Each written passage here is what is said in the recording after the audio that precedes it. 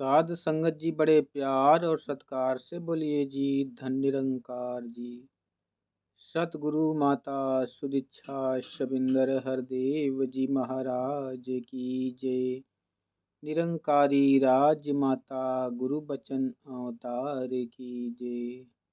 सत्संग जी, आप संतों महापुरुषों से मिलकर जो सुख और आनंद की अनुभूति होती है सत्संग जी, वो कहते हैं कि किसी वैकुंठ में भी नहीं है। सत्संगत कृपा करना, ये आशीर्वाद, ये कृपा अपना यूं ही बनाए रखना।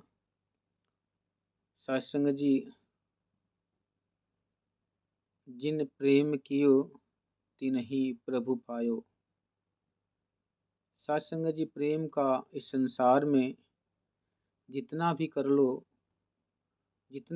सत्संग जी वो कम ही होता है। और भजन भी जैसे होती है सत्संग जी, भक्ति जितना भी कर लो, भक्ति सत्संग जी भक्ति पूर्ण नहीं होती, कम ही रहती है। क्योंकि आनंद का स्रोत है सत्संग जी। जैसे भोजन के अंदर अगर नमक ज़्यादा हो जाए सत्संग जी, तो खाया नहीं जा सकता। इसी प्रकार सत्संग जी, अगर जीवन में कड़वाहट हो जाए, जीवन में अगर जहरीले शब्द आ जाएं, वाणियाँ कटीली हो जाएं सत्संग जी, तो ये जीवन सब कुछ रहते हुए भी नर्क के समान हो जाता है। इसीलिए शायद संतों महापुरुषों ने बड़े सुंदर शब्दों में लिखा है कि आग लगी आकाश में, झरी झरी गिरे अंगार, संत न होते जगत में तो जल मरता संसार। सत्संग जी, वाणियों में आग लगी है। ये जो बातें आती हैं सत्संग जी श्रृंगार से टकरा के, सत्संग जी ये अपना असर दिखा के ही कल करती हैं। कहते हैं बंदूक से निकली गोली और मुख से निकली बोली, साध संगत जी अपना अंजाम को दे के ही काम करती हैं। इसलिए बोलने से पहले कहा भी गया है कि पहले तराजू की तरह इस जुबान को अपने मन से तौलो कि जो बोलने जा रहे हो ये कड़वाहट है या मिठास है, इसका असर सामने वालों को क्या पड़ेगा।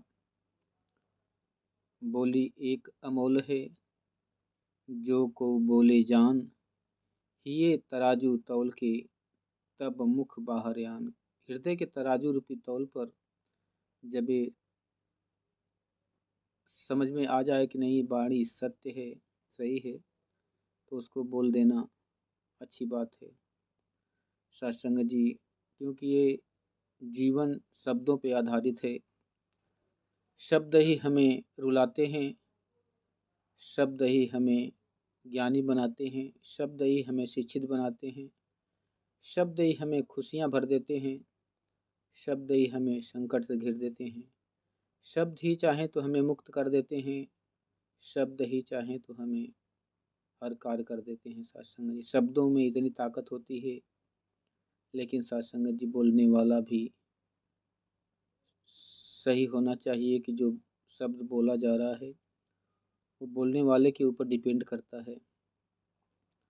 सत्संग जी, शब्दों से कोई वार करता है किसी के ऊपर, मन को ठेस लगता है इतना तगड़ा कि ताजीवन अलविदा कर देता है बोलने के लिए। उसने लाठी नहीं मारा, डंडा नहीं मारा, चोट नहीं मारा, केवल शब्दों का वार किया। सत्संग जी, इस शब्द का जो आदान और प्रदान होता है सत्संग जी, इसी पे आधारित सारी जिंदगी चलती है। लेकिन संत महात्मा जो होते हैं सत्संग जी, उस शब्दों को अपने हृदय में धारण नहीं करते, किसी ऐसे जहरीले शब्द को वे एक्सेप्ट नहीं करते, अपने अंदर विराजमान नहीं करते।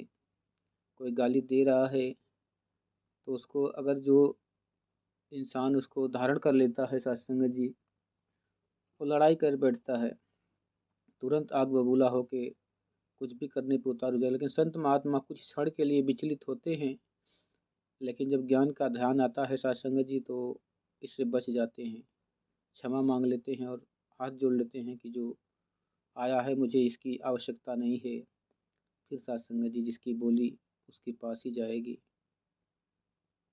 सत्संग जी ऐसे इस बोली को बड़े ही सोच और समझ के बोलना। एक बोली किसी का हित कर सकती है, भला कर सकती है, और वही बोली अगर बोलने का ढंग है तो भला कर सकती है, और बोलने का ढंग नहीं है सत्संग जी तो जीवन को बर्बाद भी कर सकती है।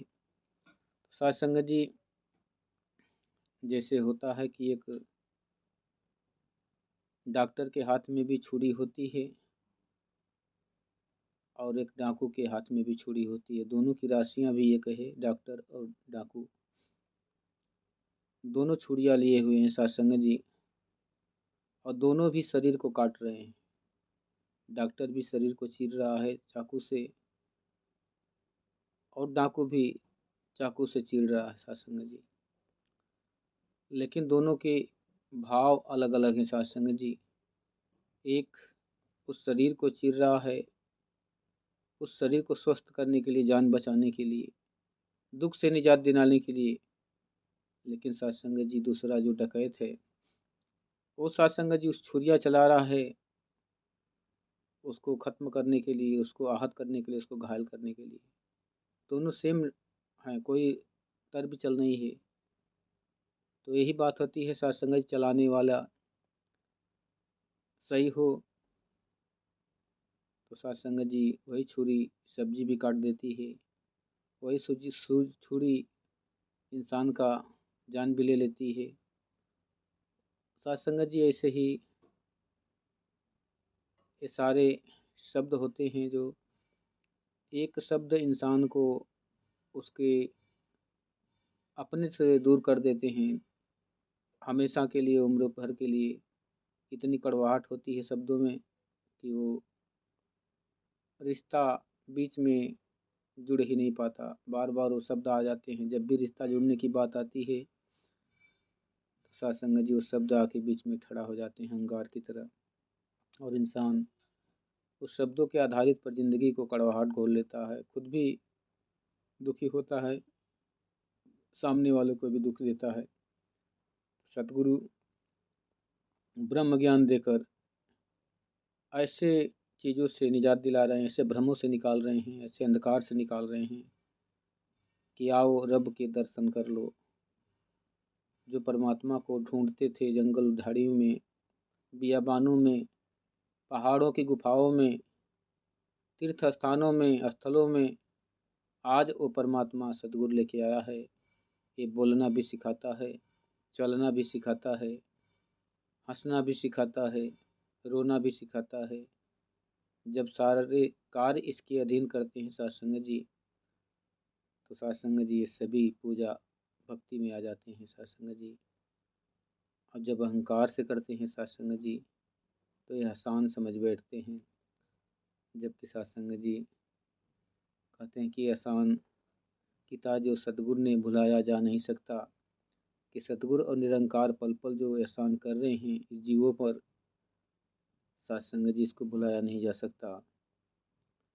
सत्संग जी दास अपनी वाणी को विराम देते हुए आप सभी से अनुनय विनय करता है कि दास को भी वाकत बख्शना, कि इस प्यार को, इस ज्ञान को संभाल कर पाए। आप जी जैसा चाहते हो, बड़े प्यार और सत्कार से बोलिए धन निरंकार जी।